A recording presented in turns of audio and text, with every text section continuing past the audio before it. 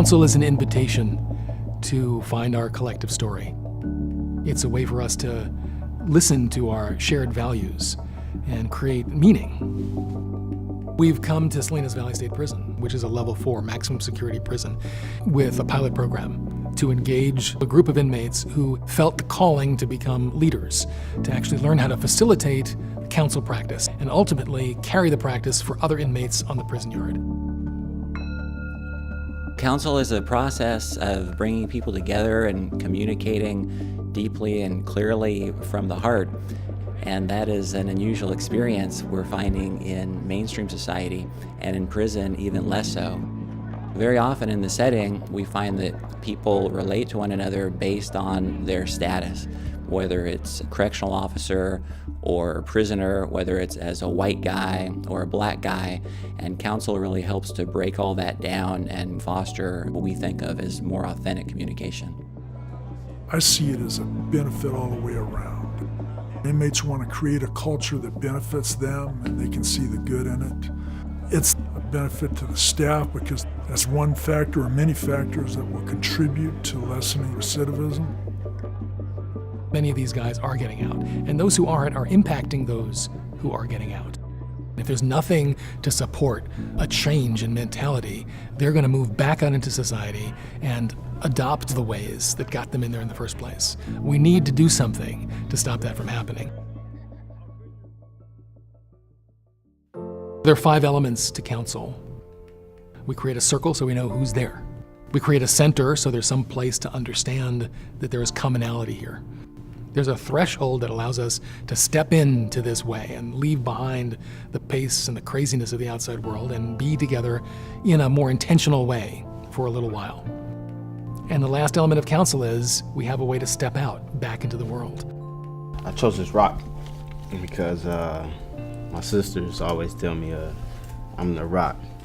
Talking to them, they always tell me, we need you, we need you to come home, we need you to do this.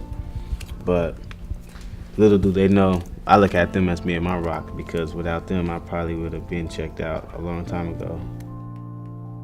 I used to look at mistakes in a way as a real bad things.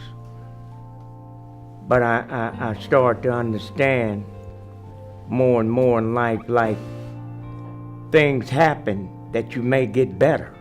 Instead of my dad being my biggest influence, which I wish he would have, I wish he was more involved in my life, but I have to give that to my father-in-law, and rest in peace. To hear grief that you're carrying and haven't accessed come through the words of somebody else and all of a sudden resonate just opens your heart. There's so much that I have lost. I lost my dad, I lost my grandma, I lost 2 of my aunts, I lost my freedom. I know how to lose, I guess. And to lose something, it's hard. To understand it, it's harder. But I choose to find ways to understand. As people relate their experiences to one another, in that process, there's a great deal of introspection. And the introspection leads to questioning how I behaved in the past and how I might make different kinds of choices in the future.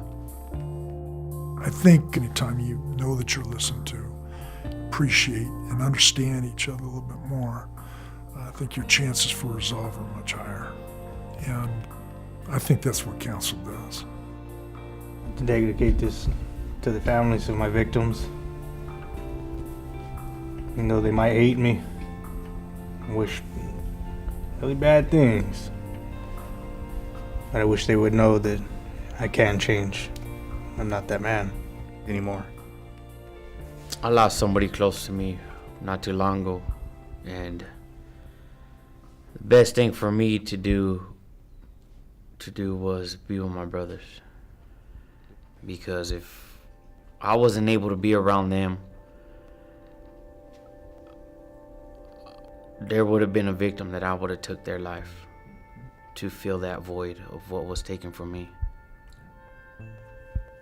And the way I deal with that now on a daily basis is to keep myself around positive people not be around negativity, come to groups like this, and to always remember her in my heart. Every day I'm gonna have to live with the fact that not only the life that I took my life from my children, my wife, my mother, my father. These are actions I have to live with forever. So in a way, I'm glad I'm here. Thankful even at times.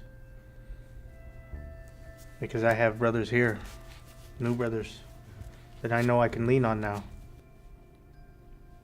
I always thought I did what I did because it was me or him, you know what I mean, at the time. But now that I have grown in a spiritual way, I trying to work on those things now.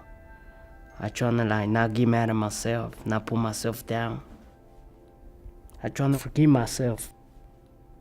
I have never asked my mom to forgive me. And when you said that, it made me think about I need to go ask my mom for forgiveness because I'm her baby. And she's always been in my corner. Always driving up to Pelican Bay. You know what I mean? That takes a lot. And yeah, I'm never yet to ask her, so I'm gonna make sure that tomorrow I ask her for forgiveness. And I wanna thank you for that, Wolf.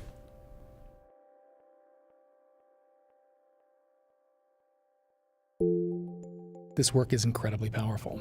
Everybody who's touched by it is moved because it's unearthing this part of us that we don't access in any kind of regular way. It is important to really examine ourselves, especially if we're going back out there, because it's going to be a real culture shock to many. And if a guy hasn't practiced or disciplined it himself, all of this will be for nothing. All of it. This is the last shot. Those who move from this prison out into the world will have tools and will become part of a system that is supporting reintegration on the outside. We have a network of community-based organizations and faith-based organizations that are holding this practice and receiving these men who've paid their debt and are moving back into society. If you can impact a level 4 maximum security prison, you have no excuse. You can impact a city or a county, or if you want to go on a macro level, a world. I'm fortunate enough to be able to go home, and I've been fortunate enough to meet some good people. And I'm gonna take these teachings and these stories back home with me. When you allow yourself to be moved by somebody's story, even when you leave council, even when you step out of the room and onto the yard, you can't pass by that human being in the same way again.